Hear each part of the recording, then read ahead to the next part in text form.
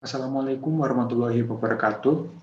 Perkenalkan, nama saya Muhammad Dini Falahuddin dari Kampus Institut Teknologi Telkom Surabaya, Program Studi Sistem Informasi, Angkatan 2018.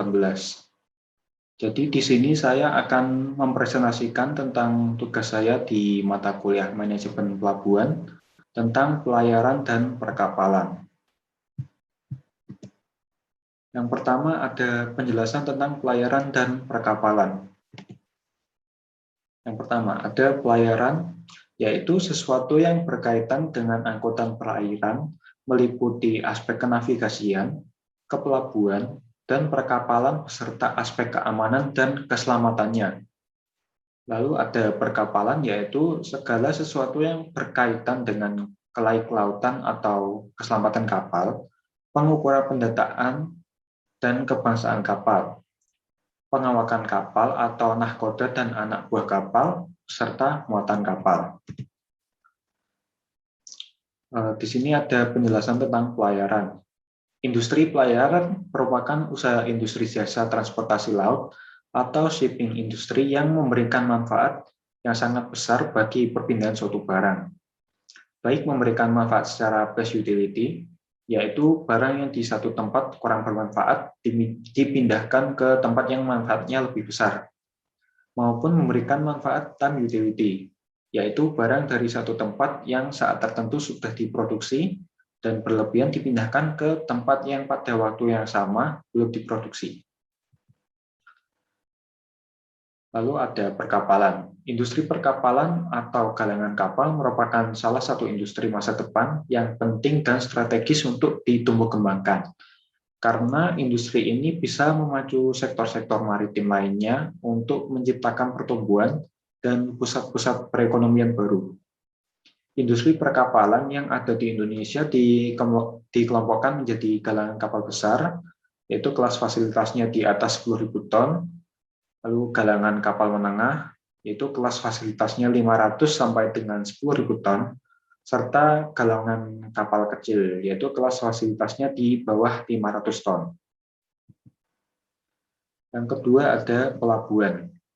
Menurut keputusan Menteri Perhubungan tentang penyelenggaraan laut nomor KM 26 tahun 1988, yang dimaksud dengan pelabuhan adalah tempat yang terdiri dari daratan dan perairan di sekitarnya dengan batas-batas tertentu sebagai tempat kegiatan pemerintahan dan kegiatan ekonomi yang dipergunakan sebagai tempat kapal bersandar, berlabuh, naik turun penumpang dan atau bongkar muat barang yang dilengkapi fasilitas keselamatan pelayaran dan kegiatan penunjang pelabuhan serta sebagai tempat perpindahan intra dan antar moda transportasi. Ada dua pengertian tentang pelabuhan, yaitu pelabuhan umum dan pelabuhan khusus.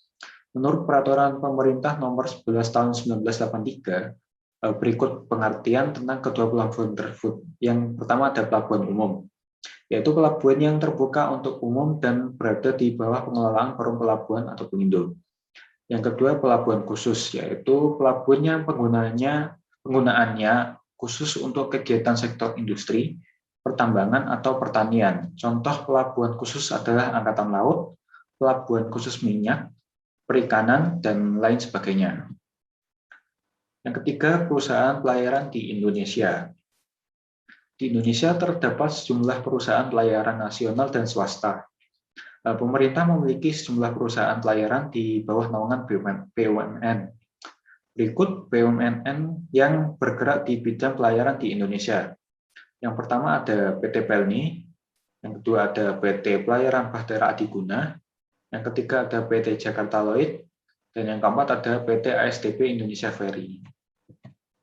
Nah, selain perusahaan BUMN, pihak swasta atau perorangan juga turut berperan dalam industri pelayaran tanah air. Sebagaimana berentitas sebagai milik pribadi atau swasta, profit tidak serta-merta menjadi perhatian utama, namun sebagaimana bisnis pelayaran telah menjadi salah satu tulang punggung perekonomian Indonesia secara umum. Maka kemajuan bisnis ini dinilai dapat memajukan kesejahteraan negara juga. Nah, berikut ini daftar perusahaan pelayaran swasta di Indonesia yang telah menjadi perusahaan terbuka. Yang pertama ada PT Samudra Indonesia, yang kedua ada PT Pelayaran Tamarin Samudra, yang ketiga ada PT Buana Lintas, yang keempat ada PT Berlian Laju Tangkar, dan yang kelima ada PT Silo Maritim Perdana. Tantangan di dalam bisnis pelayaran. Nah, industri pelayaran menjadi salah satu penopang pertumbuhan ekonomi nasional. Nah, sebab industri pelayaran mengangkut dan mendistribusikan berbagai barang ke penjuru dunia. Indonesia sangat membutuhkan transportasi laut ini untuk mendistribusikan ke berbagai penjuru daerah. Maka transportasi laut dinilai lebih efisien dan efektif dibandingkan moda transportasi lain. Nah, sayangnya sekalipun peluang industri pelayaran ini tumbuh pesat karena dibutuhkan pada sektor usaha jasa, tapi persaingan bisnis terbilang ketat, bahkan tidak jarang menjumpai hambatan di dalam persaingan bisnis ini. Seperti yang pertama ada kebijakan moneter dengan suku bunga tinggi menekan profit pelayaran nasional. Yang kedua, beban pajak dari pajak pertambahan nilai atau PPN atas pembelian bahan bakar pelayaran. Yang ketiga, efisiensi biaya kepelabuhan dalam menekan biaya logistik. Yang keempat, pendataan jumlah, ukuran, dan jenis kapal yang belum akurat. Yang kelima, fasilitas kepelabuhan yang belum mengakomodir angkutan kargo karena lebih banyak memprioritaskan kapal kontainer. Yang keenam, sertifikasi keselamatan kontainer yang telah diberlakukan harus dipenuhi industri pelayaran. Yang keenam, mempersiapkan diri dalam era digital. Nah, sekian presentasi dari saya. Mohon maaf apabila ada kesalahan dan kekurangan. Saya akhiri. Wassalamualaikum warahmatullahi wabarakatuh.